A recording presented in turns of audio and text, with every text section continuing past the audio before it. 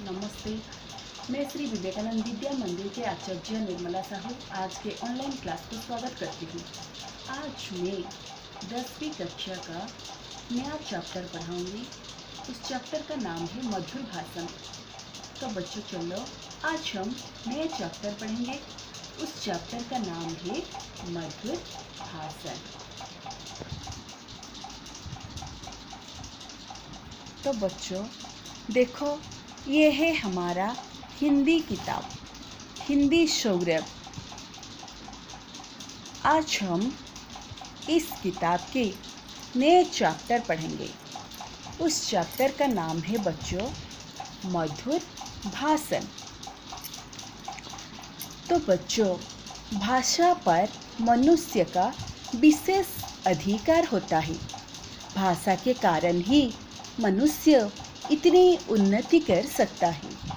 जानवर हजारों वर्षों से जहाँ के तहाँ बने हुए हैं, लेकिन मनुष्य उत्तरोत्तर उन्नति कर चल आया है। अन्य जानवरों की अपेक्षा मनुष्य भौतिक बल में न्यून होता है। भौतिक बल का मतलब है शारीरिक शक्ति। न्यून का अर्थ है कम। अन्य जानवरों की अपेक्षा मनुष्य शारीरिक बल में कम होता है, फिर भी अपनी बुद्धि और भाषा के सहारे अधिक सबल हो गया है। उसने पंच महाभूतों को अपने बस में कर लिया है। पंच महाभूतों का अर्थ है बच्चों पृथ्वी, जल, अग्नि, आकाश, वायु। ये सृष्टिर पांचटी मौलिक उपादान। ये सबको मनुष्य बस में कर लिया है। यह सब भाषा द्वारा प्राप्त सहकारिता के बल पर ही हो सकता है। सहकारिता का बल का अर्थ है सबसे मिलकर काम करना। तो मनुष्य सबसे मिलजुल कर अच्छी भाषा कहकर अच्छे काम करके समाज में बहुत उन्नति करता है। भाषा द्वारा हमारे ज्ञान और अनुभव की भी रक्षा। तो बच्चों, मनुष्य पंच महाभूतों को अपने बस में कर लिया है। यहाँ सब भाषा द्वारा प्राप्त सहकारिता के बल पर ही हो सकता है। भाषा द्वारा हमारे ज्ञान और अनुभव की रक्षा होती है। तो बच्चों, हम इस पैराग्राफ में पढ़े कि पशु में मनुष्य से पारिवारिक बल अधिक होता है, पर मनुष्य के पास भाषा होने से बहुत शक्तिशाली हो गया है। उसने प्रकृति को अपने बस में कर लिया है। भाषा से उसका ज्ञान और अनुभव सुरक्षित रहता है ना। पशु ठारू मनुष्यर शरीर बल कम, किंतु भाषा जोगु मनुष अति शक्तिशाली हो पारुछि। से परिवेश को निज आयतरे रखि पारुछि। भाषा जोगु तार ज्ञान आउ अनुभव सुरक्षित हो पारुछि। तो पिला माने आगो को चलो पढ़िबा। देखो, भाषा द्वारा मनुष्य की सामाजिकता कायम है। सामाजिकता का अर्थ है समाज का अंग होने का भाव। किंतु भाषा का दुरुपयोग ही उसे छिन्न भिन्न भी कर देता है। एक मधुर शब्द दो रूठे को मिला देता है और एक ही कटु शब्द दो मित्र के मन में विमनस्य उत्पन्न कर देता है। वैमनस्य का अर्थ है शत्रुता।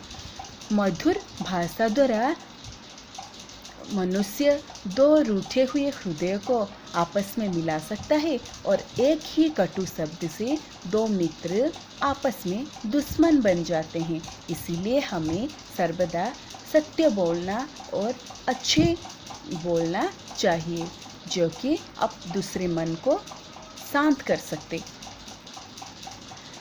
अब देखो, अब प्रश्न यह होता है कि मधुर या मिष्ट भाषा किसे कहते हैं।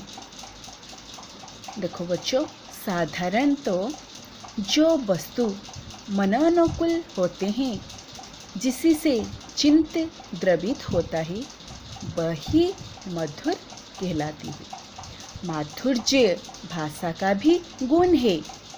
चित्त को पिघलने वाला जो आनंद होता है, उससे माधुर्य कहते हैं। बच्चों याद रखो, चित्त का अर्थ है मन।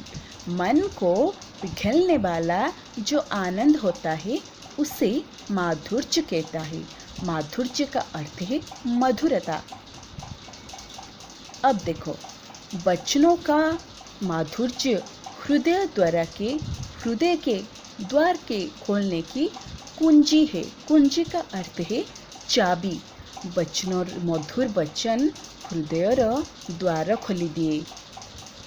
वचनों का आकर्षण न्यूटन के तत्वाकर्षण और चुंबक के आकर्षण भी बढ़कर है। तभी तो तुलसीदास यहाँ पर कहते हैं, कोयल काको देत है, कागा काकसो लेत, तुलसी मीठे बचन ते, जग अपने करी लेत। तो उसका अर्थ है, कोयल किसको क्या देती है और कौवा किसका क्या ले लेती है, किसका क्या बिगाड़ देती है। फिर भी लोग कोयल को चाहते हैं और कौवा को दूर भगाते हैं, क्योंकि कोयल मीठी बोलती है और कौवा कड़वा बोलता है। मीठे वचनों से हम सारे संसार को अपना बना सकते हैं। तो बच्चों, इस पैराग्राफ में आया कि भाषा के सदुपयोग से मनुष्य मित्र बनता है और दुरुपयोग से शत्रु बनता है। मन को अच्छा लगने वाली भाव को, मन को पिघलने वाली आनंद को माधुर्य कहते हैं। बच्चों याद रखो, वचनों की मधुरता मन के दरवाजे को खोलने की चाबी है। वचनों का आकर्षण गुरुत्वाकर्षण और चुंबक के आकर्षण से भी बढ़कर है। तुलसीदास जी कहते हैं कि कोयल किसको क्या देती है और कौवा किसका क्या बिगाड़ देता है। ना, ये कुछ नहीं। फिर भी लोग कोयल को चाहते हैं, क्योंकि कोयल का वाणी बहुत मीठा है, सबके मन को मोह लेता है। और कौवा कड़वा बोलता है, उससे आदमियों के मन में गुस्सा आ जाती है उसके आवाज़ सुनकर। इसीलिए हमें हमेशा मीठे वचन बोलकर दूसरों को अपना बनाना सीखना चाहिए। तो बच्चों